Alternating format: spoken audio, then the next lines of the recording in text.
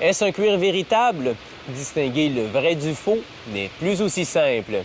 En effet, le cuir synthétique ressemble de plus en plus au cuir de vache, tant par l'aspect que pour l'apparence. Ce n'est peut-être qu'une illusion, mais la popularité croissante de ce matériau en fait une véritable vache à lait.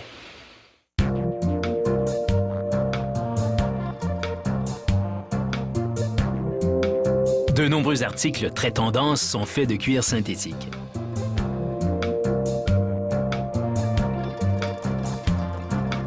Pour fabriquer le cuir synthétique, les ouvriers pompent un plastifiant à base de pétrole dans une cuve de mélange.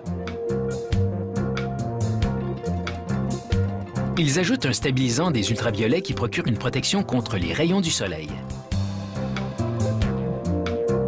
Ils ajoutent aussi un ignifugeant pour réduire l'inflammabilité. Tandis que la mélangeuse incorpore le tout, les ouvriers versent du vinyle en poudre jusqu'à ce que le mélange ait la consistance d'une pâte à crêpes.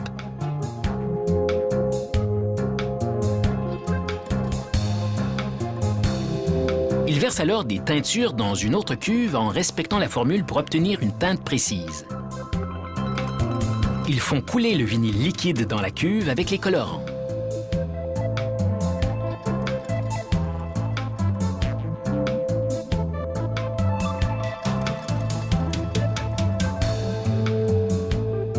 Un gros rouleau de papier à la texture semblable au cuir se déroule dans la machine à induction.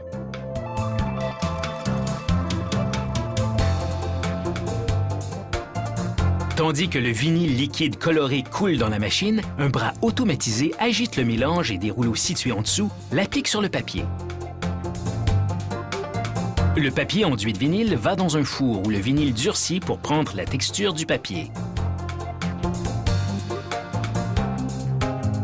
La première couche est très mince et ne sert qu'à définir le grain. La deuxième cuvée de vinyle contiendra un épaississant. C'est la mousse. Lorsqu'elle est appliquée sur la première couche, elle donne au matériau une forme et une structure.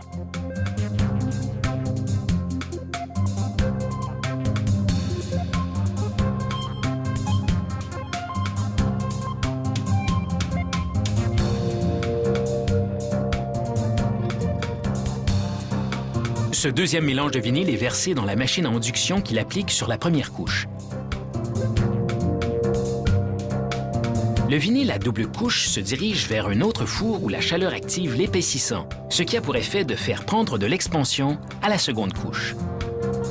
Lorsque le vinyle expansé a durci et adhéré à la première couche, un support de tissu y est ajouté. Une machine retire ensuite le papier afin de révéler la première couche texturée.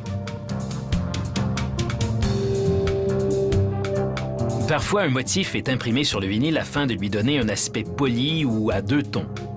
Les ouvriers préparent alors une solution pour prolonger la durabilité du matériau. Des rouleaux l'appliquent sur le cuir synthétique afin de compléter le lot. Il n'est toutefois pas encore prêt à être expédié. Des échantillons de chaque lot sont soumis à une série de tests. Cette machine frotte le matériau jusqu'à 3 millions de fois pour voir comment il s'usera. Voici le test d'extensibilité. Les ouvriers attachent un poids à une bande de cuir synthétique placée dans un dispositif de retenue. Le poids étire le matériau jusqu'à 2 fois sa longueur, mais il ne se déchire pas, ce qui en dit long sur sa résistance.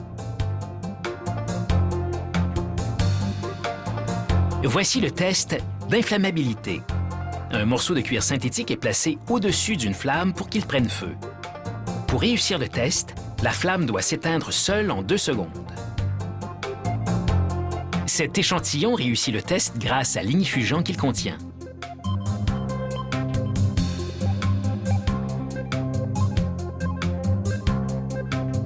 Un morceau est maintenant placé dans un cadre et glissé dans un four pour être chauffé afin de le rendre plus souple. Un moule sous vide aspire le matériau pour qu'il prenne sa forme, prouvant ainsi qu'il a aussi des propriétés thermoplastiques. Vous ne pouvez faire subir cela à du véritable cuir. Comme le cuir synthétique est maintenant offert en une variété de couleurs, de textures et de motifs, vous avez l'embarras du choix.